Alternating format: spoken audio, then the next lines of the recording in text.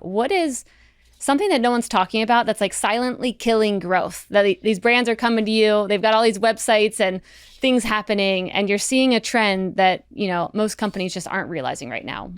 I think there's a lot of discourse right now about how AI and LLMs are changing search as a source. So I don't really, we'll get into that later. That's not really all that unknown. I think, though, the thing that we see in our data is just how vital it is to deliver that high quality initial experience, because the number of clicks you get into your property, like the web is the place where you get to show up and you actually own the experience for the visitor. The number of clicks is definitely, it's getting harder because the paid channels are always shifting around with what they can deliver, and organic is definitely changing. But the other piece of this is that when those clicks come in, if you're not able to quickly deliver the experience that that a visitor wants, and the baseline for this is now set because more and more traffic is coming off of mobile devices. People don't really think of the fact that they're visiting a website as anything different from they tapped on their phone and they loaded an app. That's the baseline of experience that people expect. And one of the things that we can observe in our data is the number of clicks that don't even wait for a page to fully load, right? Like where people they tap, they get like even slightly bored, and they just swipe left and move away. That's me. And yeah, I mean, It's all of us. I do it this. too, right? And the thing is, you can literally see it in the data because we sit in the middle of the click stream for everyone, so we can see stuff that even Google Analytics can't. We haven't productized that yet, which I really think we should, but we've done studies on it. And you can just see there's a very clear signal of when the initial request comes in saying, hey, I'd like to see this website, but none of the other things attached to that page load. And that means someone requested the website, but then didn't actually load it. They swiped away. Okay, so what is that magic number where it's like, if you're over this, you're done. You'll get swiped on. I think like the done, you're done at like 2 seconds. And good is under 1 second. And that's a change. Like it used to be, people would say like 1 second is like best in class. And if you're over 5, then, people, and I think just expectations are changing. Like a lot of those stats that are out there were made in an era when most people were sitting in front of a computer or in front of a laptop, and they're just more patient in that mode, or the deep in their brain, their expectations are different. And on a phone, people just they expect it to move faster. And there's no reason it can't. Like that's the really important thing to note for people. If you're doing it right, you can totally meet these expectations. But doing it right isn't a given. And so we like to help people make sure they get there. Yep. Okay. So speed still matters. What other data do you have that, like you said, maybe you could productize, but what do you have that maybe people who are running all the Google Analytics and all the software is showing them how their website's doing? Like, what do you see that they probably can't get right now, along with the speed piece? The other thing that is really interesting, and this gets to that question of how LLMs and AI is changing search, but I mean, there's a lot of discourse around what that means from a user experience standpoint. People are still trying to figure out what it means from, what your website is expected to deliver to this new non-human audience. And the truth is, we've been optimizing our website for robots for a long time, because search engine optimization is just that. But this is a totally new iteration on that practice. And one of the things that it's really interesting to see is just how much consumption of your website is driven by the crawling from the major model makers, because they all are. We have a customer. That I think I can reference this customer, UFC.com, the Ultimate Fighting Championship, and the speed and intensity with which all the crawlers come in on fight night, because they're all racing to being able to answer the question of who won, it's really, it's almost like a denial of service attack. They like swarm that website and like they try to crush it, beyond it's actually, there's more intense activity from those sources than there is from like casual visitors browsing to the website to try to see it at that point in time. It's really interesting to see those patterns of that, and you can see the ebbs and flows and surges of this agent driven. It's not from people asking the agent, it's from them trying to pre-crawl so they can answer the question 90 seconds later. It's a very interesting visual, thinking about like all of them flooding a website and a website being like, wow, like, how do I handle this? I mean, that's a very different era we're in now. And we're just jumping right into the AI piece because now we're going there, so might as well. But like, how should we be thinking about building, knowing this is a new level of complexity that, maybe websites have not been built for, this level of aggression coming at them all at once to find answers? Yeah, it's a really interesting thing, especially for anybody who thinks about having websites that break news or deliver time sensitive information. Like I can't talk about any brands in this regard, but I have worked on projects where, they're releasing market moving material information like investor relations and stuff like that. And, that's always been something people were cognizant of, but again, to this point, the intensity of it has gone up.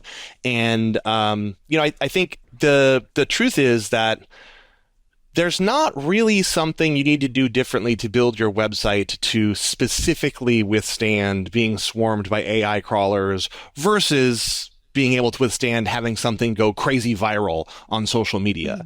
And at the end of the day, it's a lot of people wanting to, or a lot of things wanting to read or consume the content off of your site in a pretty short amount of time. And the patterns for being able to have a website that stands up to that are pretty well established. And again, that's just when I talk about we wanted to build this stuff into our platform that we learned as consultants. That's one of the key things that we help people with.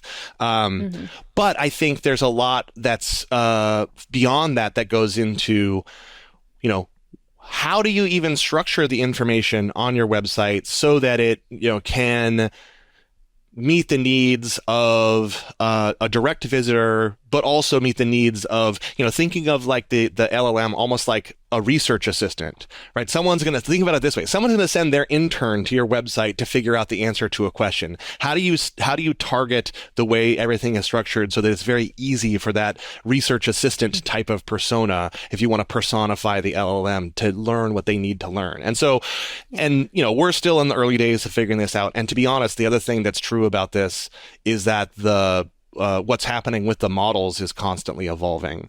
Something, someone said to me really recently, which I thought was a little bit wise, is it's probably risky to try to chase every micro trend that's occurring in AI right now because they move and cycle so quickly. You don't know whether there's going to be longevity in this.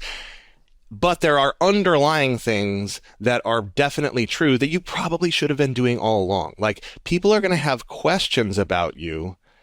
You should acknowledge that and have answers to their questions readily available directly in that format on your website. That's something that humans like when they encounter it, and it's also something that the models can pick up and more easily digest, for instance.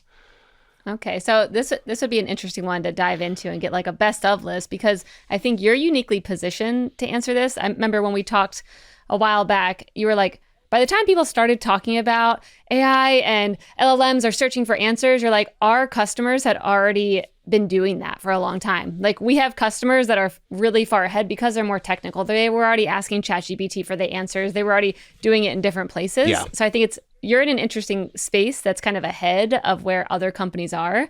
So if you were to say 5 things right now, like 5 things that you should be thinking about: 1, putting questions on your website. You should have always been doing that. Still matters. Like, what are 5 evergreen things that marketers should be doing when it comes to their website? Yeah, exactly. So I think we speaking with my marketing hat on, for Pantheon, because we are trying to reach this pretty technical audience. You look at the demographic breakdowns of like, I think, like, broadly speaking, it seems like people like to engage with chat as a way, or ask as a way to discover content. But it's really clear that our target audience is all in on this and has been for a while. So we've been thinking about this deeply. So yes, making information available in question and answer format. If you aren't already doing it, and I won't go into the details of this, but like the technical side of SEO, where you are labeling the content on your website in a way that defines this is a map, this is an image, this is our address, these are our hours. There are commonly established formats for how to provide that meta information on the website that doesn't show up to a person, right? It's all in the code of the website, but it is currently used by Google to produce those rich overviews. But the LLMs know how to read it, and it really matters because it gives them context. Another thing is to looking outside of your website, in the same spirit of questions and answers. Obviously these LLMs are going crazy on Reddit, so you have to pay attention to how you're showing up on Reddit and be engaged there. But beyond Reddit, other review, forum, question and answer websites, you can't control what's going on there, but you need to really try to pay attention to it and influence it. Another piece would be thinking about, the way that you show up, the way the language on your website shows up in different contexts, like the strength and clarity of the brand voice. That's something that can carry through or not in terms of how you're represented. And then, honestly, just like making sure that more of your materials, this is actually the pendulum always swings back and forth on this in marketing, but like how much do you make publicly available versus how much do you gate? Because you want to gate some things because that's a way to, signal deeper engagement with an audience, and there's lead capture opportunities, obviously. But if it's gated, then it's not going to be available to be indexed. And what's funny about all these things is that none of these are like new.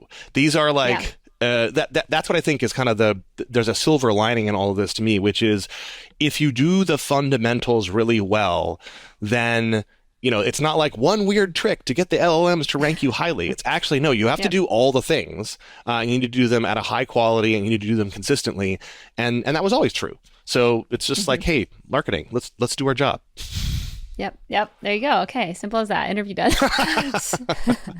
So, okay, you were saying that you're cautious to bet on, how fast these LLMs are changing. The rules are different.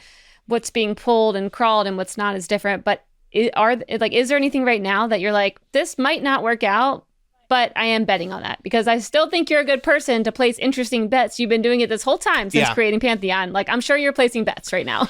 Yeah, that's a fair point. I think the question of how far you lean into any of these tactics is one for people to consider, to the point where, paying attention to how you show up on Reddit, like people should do that if your audience is on Reddit, which, there's a lot of things on Reddit, so your audience is probably there to some degree. For us, we're not yet making the bet to like treat that like a community the same way we treat our internal community forums. But we've talked about that. Like, what if we tried to actually take more of what we're doing in community and actually push it out into these other third-party external places? That's like more work. It requires a bigger investment of energy. It's, in some ways, there's some risks associated with it because, again, that's a forum you're not in control of. But I think that we're gonna make some investments along those lines. Similarly, like how much we do a lot with G2, right? They're a great vendor. I'm sure many of your audience works with, but there's a plethora of others. And do we want to like put on the radar? And put in our budget and our plan for next year that we're going to try to actually run the board with all of these review sites and make sure that we're optimizing for all of them. And I haven't. Those are ones where I've not like made the bet, but those are ones where I'm like seriously considering, because again, I think those are things that they're good for the current environment where we are thinking about how we show up in ChatGPT, but they're also just good for the business. I'm reluctant to, anytime someone comes to me with like a thing that is only for, it feels like it's like artificial for chat. I have a little pause on that, just in the same way that I don't love the idea of doing things that are only for SEO. Like if it's not something that is authentically useful and valuable, I definitely want to think twice or thrice before doing that.